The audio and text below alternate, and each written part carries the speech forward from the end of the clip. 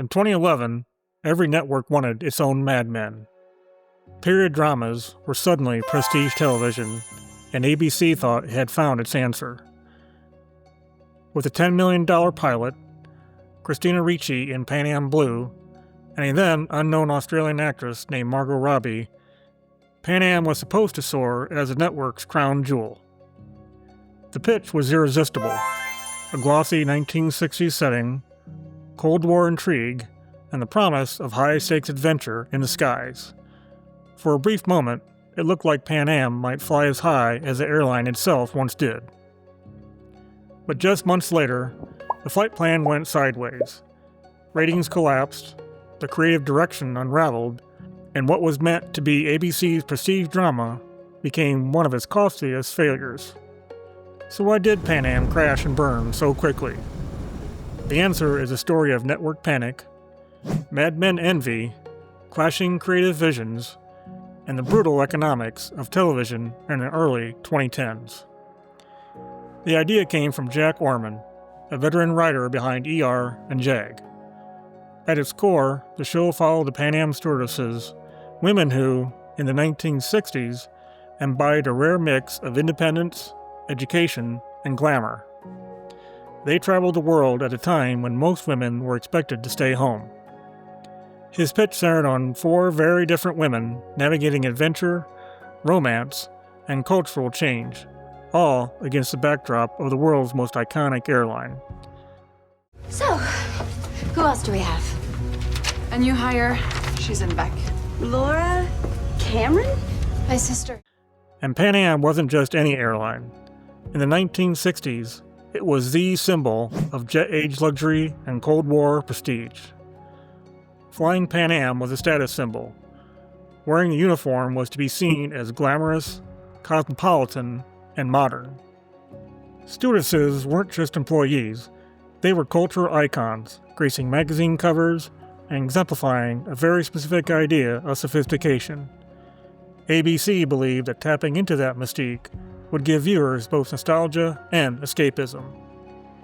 The project quickly became a hot commodity, sparking a bidding war between networks. ABC won, paying top dollar and shelling out an eye-popping $10 million for the pilot. The goal was clear: a glossy, cinematic drama that looked and felt like a movie every week. From replica uniforms created from scratch to vintage props borrowed from collectors, no detail was spared. If ABC wanted their own Mad Men, they were going to spend like it.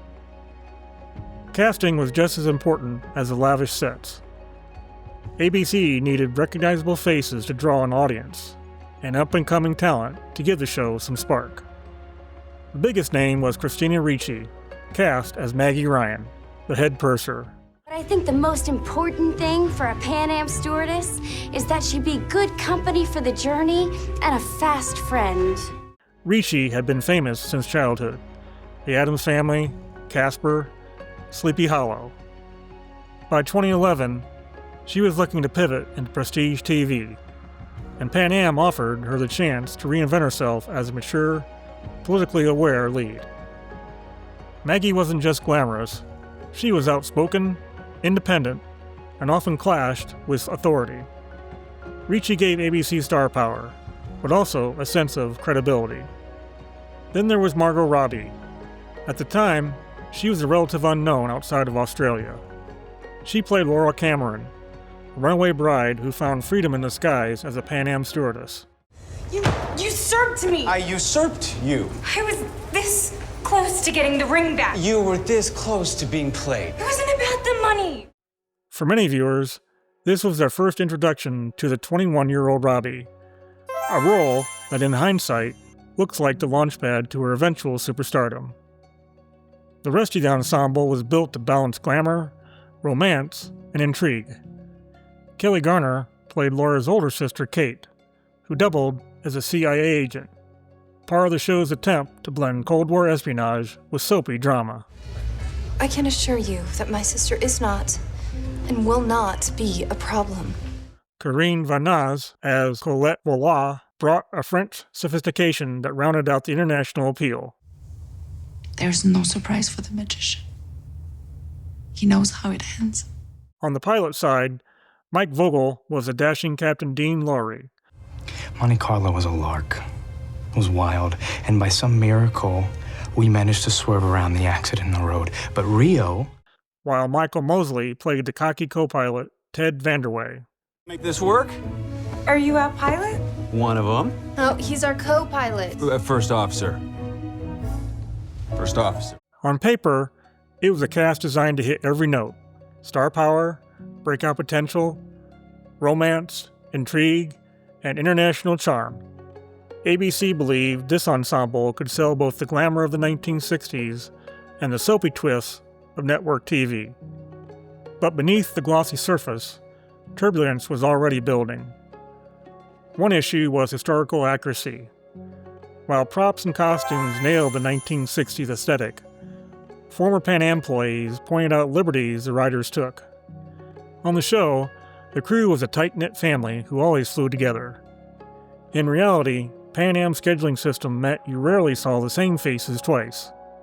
That nitpicking might sound minor, but it highlighted a bigger problem. The show didn't quite know what it wanted to be. At times, Pan Am was a stylish period piece. At others, a spy drama, romantic comedy, even a soap opera. Kate's CIA storylines gave the show Cold War intrigue, but often felt at odds with the grounded workplace drama and the sexism the stewardesses faced. That tonal inconsistency would soon become a major sticking point for critics, audiences, and eventually the network itself. Still, when Pan Am premiered on September 25, 2011, it looked like a hit in the making.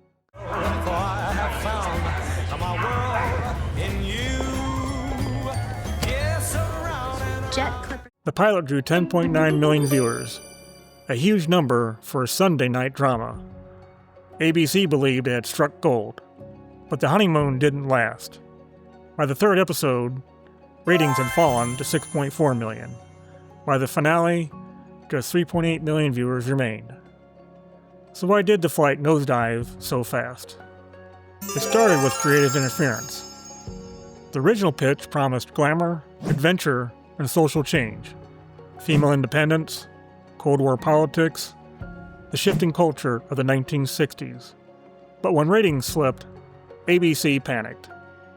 According to Margot Robbie, the network brought in a new team of writers with orders to, quote, make it more like Desperate Housewives. By mid-season, broader social themes gave way to melodrama and romance.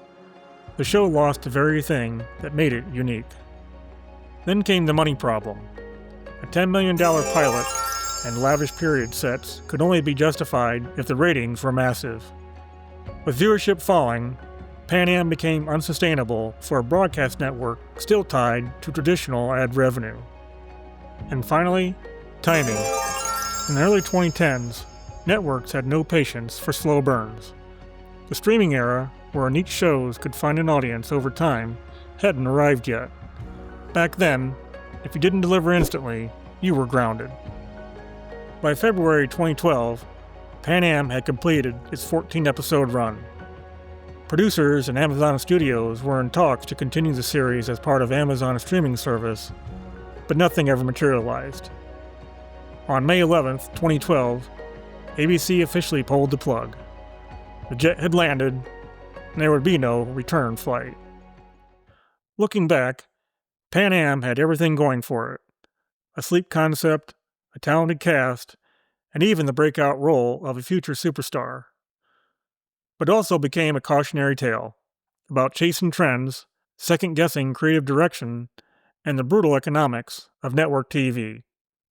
In some ways, Pan Am was ahead of its time. On streaming, it might have built a loyal audience, leaned into its slow-burn glamour, and lasted longer than a single season. Instead, it remains a stylish relic. One season, 14 episodes, and a reminder that even first-class tickets can end in a crash landing.